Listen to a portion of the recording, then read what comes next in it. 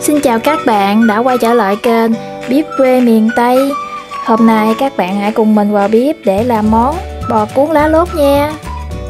Món thịt bò nướng lá lốt là món ăn mang hương vị thơm ngon, đặc trưng của lá lốt, kèm với thịt bò hòa quyện cùng vị béo của đậu phộng. Bò sau khi nướng xong thì thơm lừng nức mũi, đặc biệt là không hề bị khô. Bây giờ mời các bạn vào bếp cùng mình làm món ăn này nha. Nếu các bạn thấy cách làm của mình hay thì cho mình xin một like, đăng ký kênh để ủng hộ video tiếp theo của mình nhé. Để làm món bò cuốn lá lốt, mình cần có 200g thịt bò, 100g thịt heo, 100g mỡ heo. Phần mỡ heo mình đã xắt nhuyễn và ốp vào đây 2 muỗng đường, rồi đem đi phơi nắng để cho phần mỡ heo được trong và giòn hơn. Phần gia vị kèm theo gồm có đường, nước tương, tiêu, bột ngọt và cuối cùng là dầu hào. Ngoài ra mình còn có vài tép sả, củ hành, vài tép tỏi cùng với vài trái ớt và cuối cùng là đậu phộng. Món này không thể thiếu nước chấm, chúng ta cần phải có mắm nêm, khóm và nguyên liệu không thể thiếu là lá lốt. Lá lốt các bạn chọn lá tươi và non như vậy nè. Trong món bò cuốn lá lốt thì ở đây mình có là sả. Sả thì mình đi cắt sả mỏng rồi băm nhuyễn.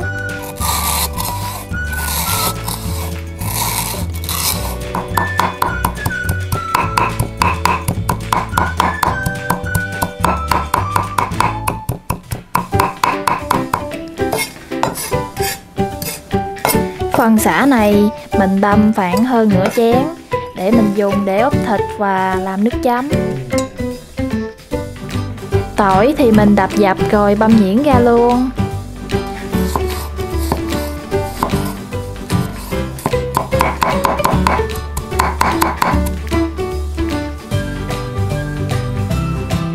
Phần tỏi còn lại mình băm vào một ít ớt để làm mắm nêm. Cuối cùng là hành tím, mình cũng băm nhuyễn ra để ốp thịt bò luôn.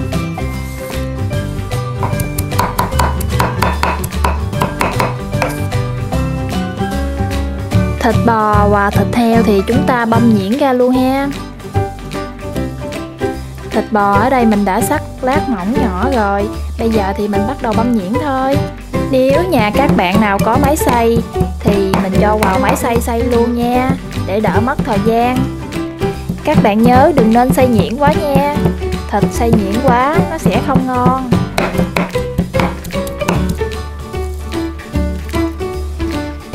Mình băm nhuyễn như vậy là được rồi nè các bạn. Tiếp theo phần thịt heo mình cũng băm như vậy luôn.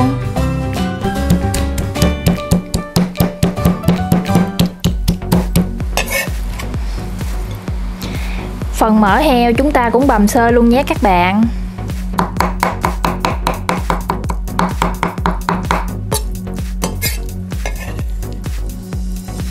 Sau đó chúng ta bắt chảo lên bếp, cho dầu vào. Khi dầu nóng thì chúng ta cho sả và tỏi vào phi thơm. Do sả lâu vàng hơn tỏi nên mình sẽ cho sả vào phi trước.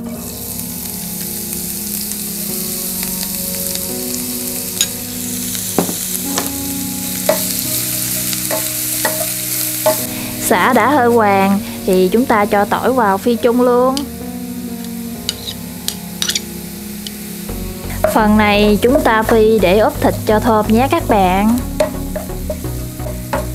Sau khi tỏi và sả đã vàng thì chúng ta cho phần này vào thịt để ốp cho thơm. Mình cho vào 1 muỗng hành tím,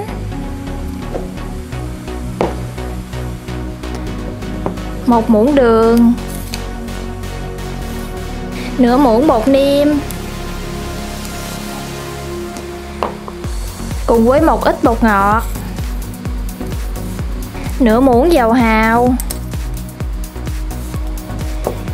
nửa muỗng nước tương cùng với một ít tiêu để vào cho thơm. Nếu các bạn thích ăn cay nhiều thì mình có để có thể thêm tiêu nha. Và cuối cùng là đậu phộng rang đã đập dập. Có đậu phộng vào, món ăn sẽ thêm thơm ngon và béo. Rồi chúng ta trộn lên, mình ướp thịt trong thời gian khoảng 20 phút. Các bạn nên dùng tay trộn như vậy, thịt sẽ thấm đều hơn. Vì trong đây có phần thịt bò, thịt heo và phần mỡ. Mình trộn như vậy, gia vị sẽ thấm đều vào thịt. Khi thịt đã được trộn đều thì chúng ta ướp thịt trong khoảng thời gian 20 phút để thịt thấm gia vị. Trong thời gian đợi thịt thấm gia vị thì chúng ta bắt đầu làm phần mắm nêm. Đầu tiên khóm chúng ta xắt rồi băm nhuyễn ra.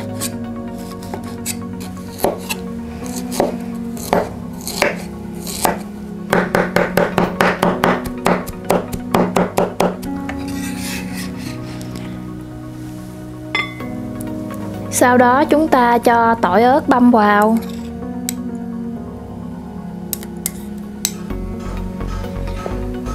Cùng với 1 muỗng sả.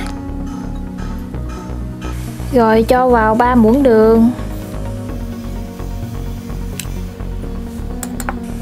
Chúng ta cho vào khoảng nửa chén mắm nêm.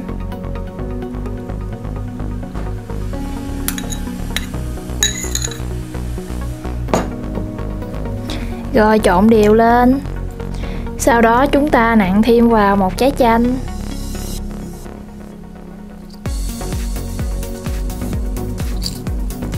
Tùy theo từng loại mắm nêm có độ mặn khác nhau, các bạn có thể gia giảm lượng đường và nước cốt chanh để vừa khẩu vị gia đình.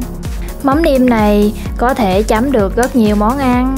Chúng ta có thể làm nhiều rồi để vào trong tủ lạnh. Mình có thể sử dụng được vài ngày nhé. Phần lá lốt này mình cuốn thịt, mình để phần mặt bóng quay ra ngoài. Mình cho vào khoảng 1 muỗng cà phê thịt. Sau đó chúng ta bẻ cốp hai bên, mép lá lốt vào. Chúng ta cuốn tròn lại. Rồi sau đó chúng ta dùng cây xiên xiên qua. Tiếp theo như vậy, chúng ta cuốn hết phần thịt bò còn lại.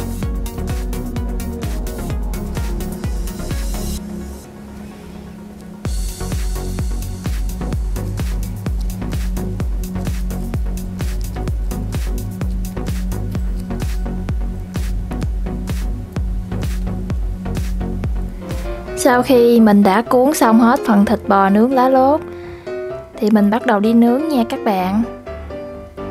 Một cây như vậy mình có thể sử dụng 4 đến 5 cuốn. Như vậy sẽ rất dễ nướng và không bị bung ra. Món này thì mình nướng lửa than.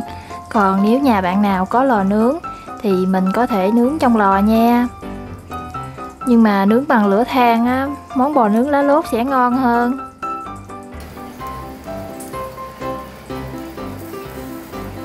Các bạn nhớ chở đều hai mặt để bò chín đều và không bị áp nhé. Món này khi nướng mùi lá lốt bốc lên rất là thơm luôn đó các bạn. Do mình nướng lửa than nên độ nóng rất đều. Miếng lá lốt vừa chảy xém như vậy là được rồi nha các bạn. Tiếp theo mình nướng hết phần còn lại.